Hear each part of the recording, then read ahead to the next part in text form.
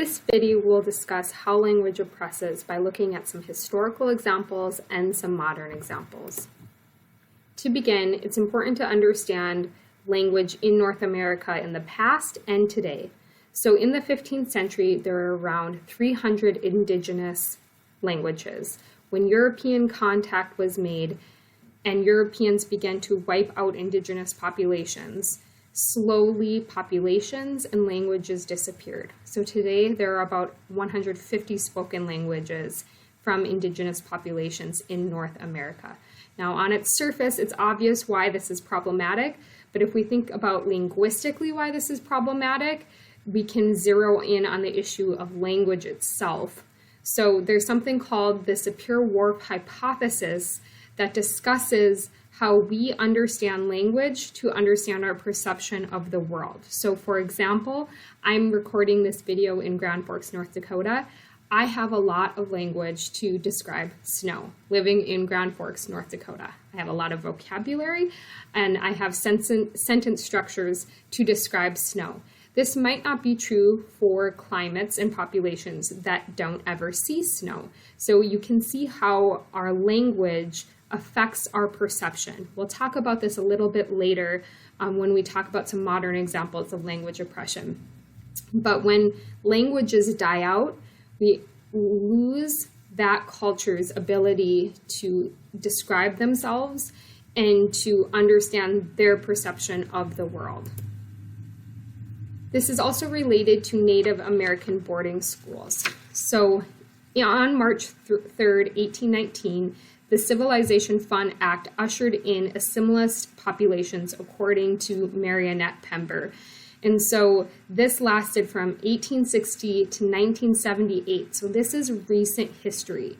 And this act was the idea that we are going to get away from the country's Indian problem and to try to make Native Americans assimilate into being like white people. So according to Pember, students were stripped of all things associated with their native life. Their long hair, a source of pride for many Native peoples, was cut short, usually into identical bowl haircuts.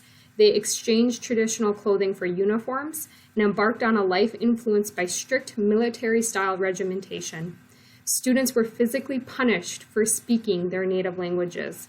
Contact with family and community members was discouraged or forbidden altogether. Survivors have described a culture of pervasive physical and sexual abuse at the schools. Food and medical attention were scarce and many students died. Their parents sometimes learned of their death only after they had been buried in school cemeteries, some of which were unmarked. So you can see how central language is to culture, that in the Civilization Funds Act to erase a culture, one of the first things they did was try to erase the language of Native American people. Another example of how language was used historically to oppress people was how the Bible was used to promote slavery. So slave owners would choose verses from the Bible that discuss slavery as a way to maintain their economic process of slavery. Slaves that were allowed to go to church were often aware of these Bible verses, and if they did receive Bibles, there is historical record to show that portions of the Bible were removed, such as Exodus, that discussed freedom and emancipation, as to not give slaves any ideas of freedom. There were also slave owners who argued that Africans were ascended from a biblical lineage that was cursed. And so they used narratives that were found in the Bible to align and parallel with their worldview that Black people should be enslaved. This continues to this day. I have seen myself writers try to make arguments for the subjugation of Black people based on biblical ideas. Daniel Burke argues that another way this continues today is that many religions will try to divorce what is said in the Bible about social justice and our responsibility to the community by focusing only on personal salvation. And if we can focus just on personal salvation and not everything else in the Bible that discuss what we are supposed to be to our neighbor, our community, and social justice, we can maintain the status quo, which is a white supremacy status quo.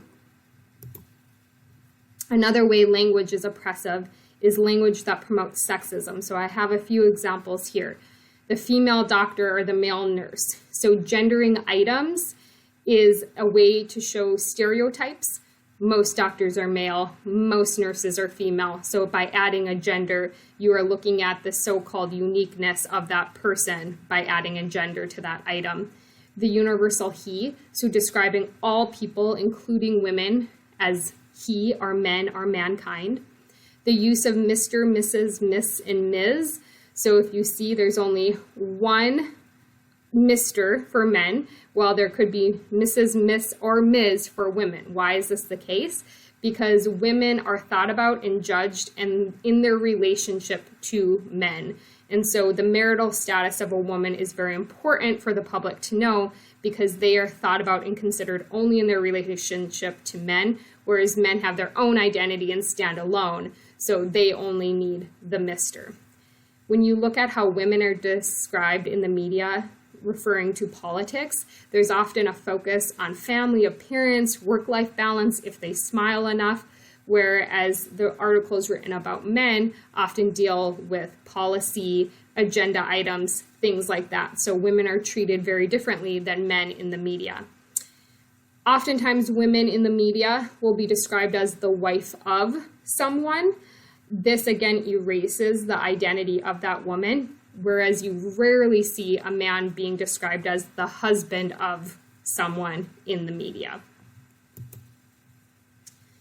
One way to try to address these issues is to use language that's inclusive. So that means avoiding the use of certain expressions or words that might be considered to exclude particular groups of people. So that means including everyone.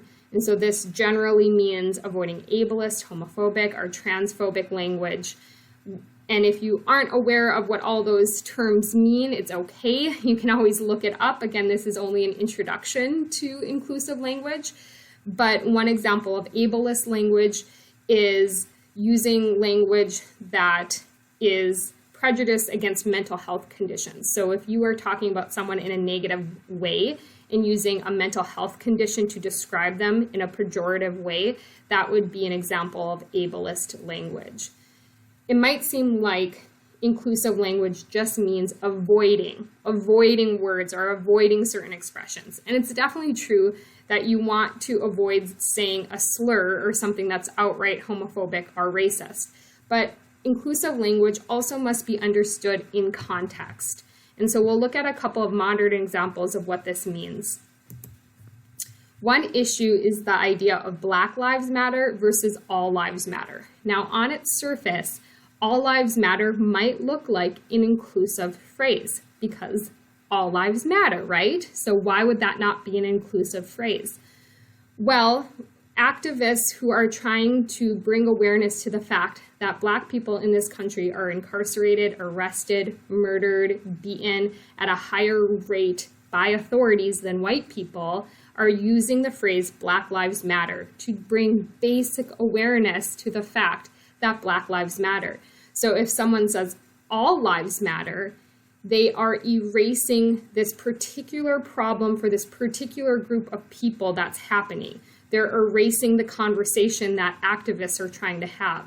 One way to think about it is, say someone in your neighborhood's house burns down. And so the neighborhood comes together and they want to do a benefit dinner for this family to support them and to give them funds to help rebuild their lives. And so at this benefit dinner, the family's there, the supporters are there, the community's all together, and someone runs in and says, all houses matter. Well, I guess, right? Certainly all houses matter. No one's arguing against that. But to say that in that context is erasing the fact that we are trying to help this specific family right now because something is going on. So that's why it's really important to understand how these phrases are used in context and why it matters that we look at how it affects particular groups of people.